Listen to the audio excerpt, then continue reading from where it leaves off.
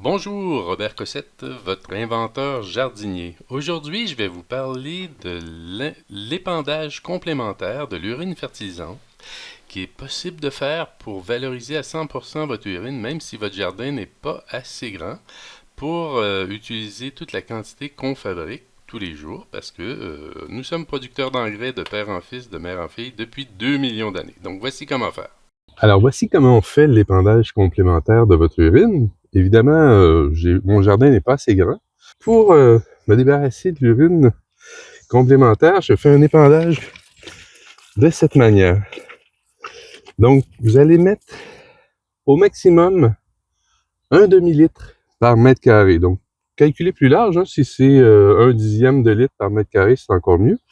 Mais vous faites une répartition tout simplement à la bouteille, comme ceci. Donc là, sur 2 mètres carrés, j'ai versé un peu moins d'un litre. C'est parfait. Et vous pouvez voir tout de suite que le gazon est plus vert ici, dans la zone sur laquelle je fais de l'épandage, qu'à côté, où ça a séché. Donc, on voit aussi l'effet de l'urine de chien. Donc ça, les chiens, c'est un peu moins savant, on va dire. Et vous pouvez voir que l'urine arrive autour de l'arbre. Donc, il y a une brûlure d'excès de sel, notamment, et surtout les pipis qui sont mis en pleine canicule quand il fait hyper chaud, qu'il y a du soleil, ça brûle le feuillage. Par contre, à côté, dans la zone où j'ai fait mon épandage à la bouteille, ben c'est vert. Et là où je n'ai pas fait d'épandage, vous voyez que c'est beaucoup moins vert.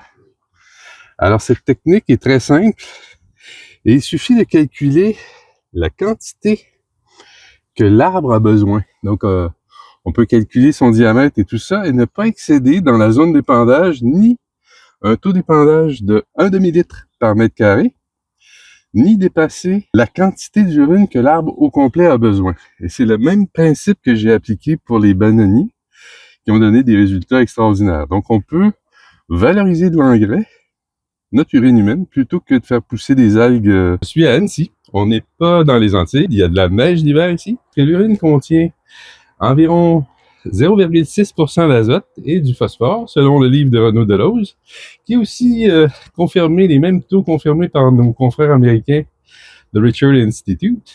Et en répandant de l'urine comme ça régulièrement, j'ai mis plusieurs bouteilles réparties pendant 4-5 mois. Donc, on peut remplacer l'azote chimique par le pipi. Tout le bananier, on fait un épandage dans une zone périphérique d'environ 2 mètres autour.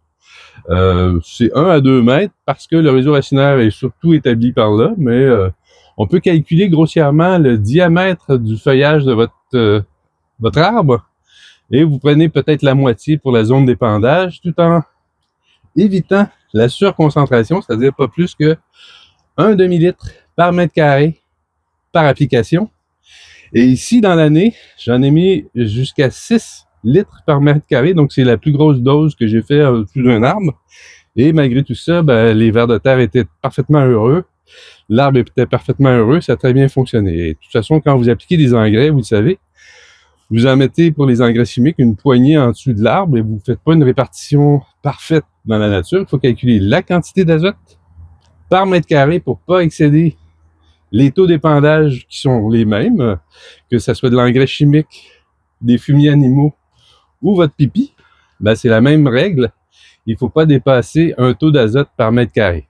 Et voilà, donc cette année, le régime de bananes continue à grossir. On est quand même à Annecy, c'est tout à fait insensé.